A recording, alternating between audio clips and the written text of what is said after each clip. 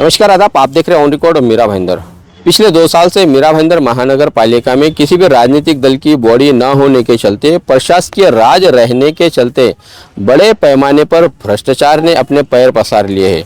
कयास लगाया जा रहा था कि मनपा के आयुक्त संजय काटकर जो एक आईएएस ऑफिसर है, अपने इस पद की गरिमा कायम करते हुए वो इस पूरे फैले हुए भ्रष्टाचार पर अंकुश लाएंगे, उस पर काबू पाएंगे। लेकिन भ्रष्टाचार पर अंकुश पाते पाते कहीं न कहीं अब वो भी भ्रष्टाचार में शामिल हो रहे हैं, ऐसे आरोप अब लगने शुरू हो चुके हैं।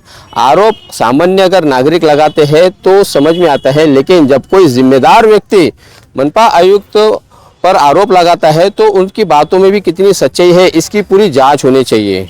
हम बात कर रहे हैं मीरा भाईंदर शहर की। पिछले 2 साल से यहाँ पर जो बड़े पैमाने पर अवैध निर्माण का काम जोरों शोरों से चल रहा है। जब किसी अवैध निर्माण को सभी लोग उसके खिलाफ में आवाज़ उठाते हैं, तब कहीं जाकर मनपा आयुक्त उस पर कार्रवाई करने के आदेश देते हैं, वरना मनपा आयुक्त भी उस अवैध निर्माण को संरक्षण ही देते रहते हैं। इस तरह की भी चर्चाएं अब मीरा भाईंदर शहर में उठने लगी है।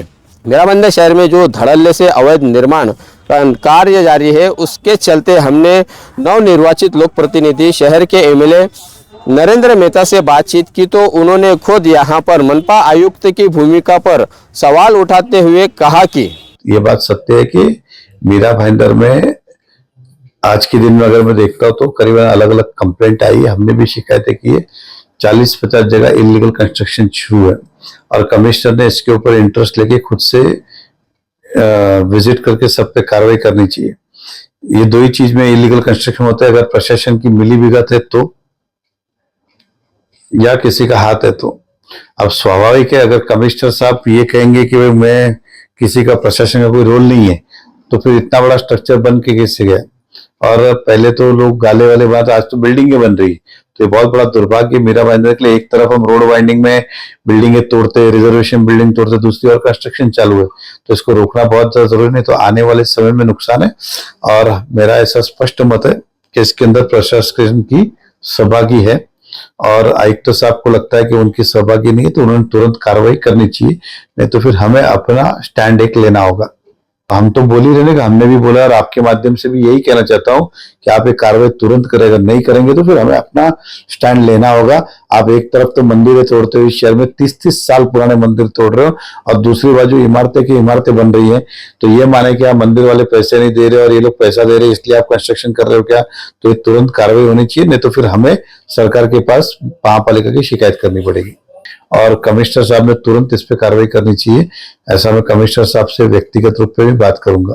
मैंने 2 ही चीज का, या तो प्रशासन की मिलीभगत है और या तो फिर कमिश्नर दबाव के अंदर है। अगर दोनों चीज नहीं है तो कमिश्नर ने कार्रवाई करना चाहिए। ये थे एमएलए नरेंद्र मेहता, जो शंका उपस्थित कर रहे हैं मनपा आयुक्त संजय काटकर की भूमिका पे अवैध निर्माण को देखते हुए। उन्होंने बताया कि इस अवैध निर्माण में मनपा आयुक्त की भी मिली भगत हो सकती है, उनका भी साठगांठ हो सकता है, तभी तो उन्हें संरक्षण प्राप्त हो रहा है।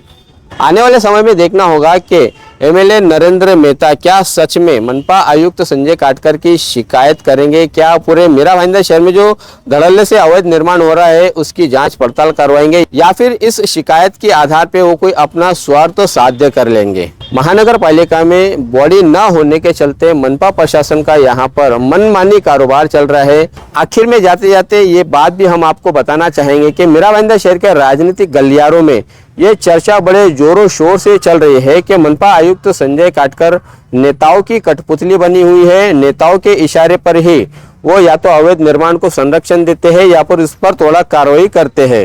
मनपा आयुक्त संजय काटकर जो एक आईएएस अधिकारी है, क्या उन्होंने अपने इस आईएएस पद की गरिमा कायम रखी है? कमेंट्स बॉक्स में आप हमें जरूर बताएं। आप देख रहे हैं कैमरामैन आरिफ कुरैशी और साबिर शेख के साथ ऑन रिकॉर्ड मीरा भाईंदर। धन्यवाद।